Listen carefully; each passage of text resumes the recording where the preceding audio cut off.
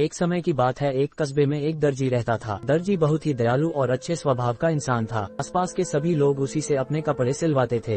एक दिन कहीं से एक हाथी आया और दर्जी के पास आकर खड़ा हो गया। हाथी को अपने पास खड़ा देखकर दर्जी ने खाने के लिए कुछ फल हाथी को दे दिए। खाकर हाथी बहुत खुश हुआ और वहाँ से चला गया। दूसरे दिन हाथी फिर दर्जी के पास आकर खड़ा हो गया। दर्जी समझ गया कि हाथी को फल खाना है। दर्जी ने फिर कुछ फल हाथी को दे दिए। हाथी इस बार भी फल खाकर वापस चला गया। अब हाथी प्रतिदिन दर्जी के पास आता और उसकी दुकान के सामने खड़ा हो जाता, ते कुछ फल दे देता जिन्हें खाकर वह वापस चला जाता था। ये सिलसिला कई दिनों तक चलता रहा। एक दिन दर्जी को कुछ जरूरी काम आ गया जिससे उसे बाहर जाना पड़ा। बाहर जाने के पहले दर्जी दुकान पर अपने लड़के को बैठा गया और उसे कुछ फल दे दिए और जाते जाते बोल गया कि जब भी हाथी आए तो उसे यह फल खिला देना। अपने पिता की बात में हामी भर दी। दर्जी का लड़का बहुत शरारती था, उसे एक शरारत सूझी। उसने फल पहले ही खा लिए और जब हाथी दुकान पर आया और फल खाने के लिए जैसे ही सूंड आगे बढ़ाई, दर्जी के लड़के ने उसकी सूंड में सुई चुभो दी।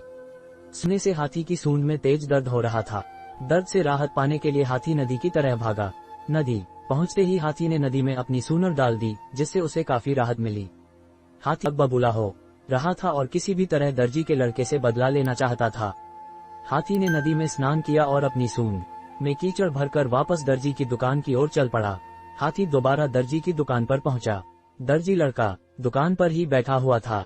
हाथी ने फिर अपनी सूंड आगे की बढ़ाई। दर्जी का लड़का समझा कि हाथी फल मांग रहा है। उसने सुई उठाकर जैसे ही हाथ आगे बढ़ाया, हाथी ने अपनी सूंड में भरी हुई सारी कीचड़ दर्जी के लड़के के ऊपर डाल दी, जिससे दर्जी का लड़का पूरा कीचड़ में खप गया। साथ ही दुकान में रखे हुए कपड़े भी खराब हो गए।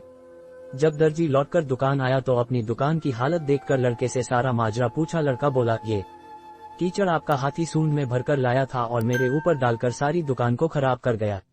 उद्धरण चिन्ह। दर्जी को लड़के की बात पर विश्वास नहीं हुआ। उसने जब लड़के से सख्ती से पूछताछ की तो लड़के ने सारी बात बतला दी। दर्जी अपने लड़के को लेकर उस स्थान पर गया जहां हाथी रहता था। दर्जी ने प्यार से हाथी को सहलाया और उससे कुछ फल खाने के लिए दिए। दर्जी ने अपने लड़के को बुलाया और उसके हाथों भी से कुछ फल हाथी को दिलवाए।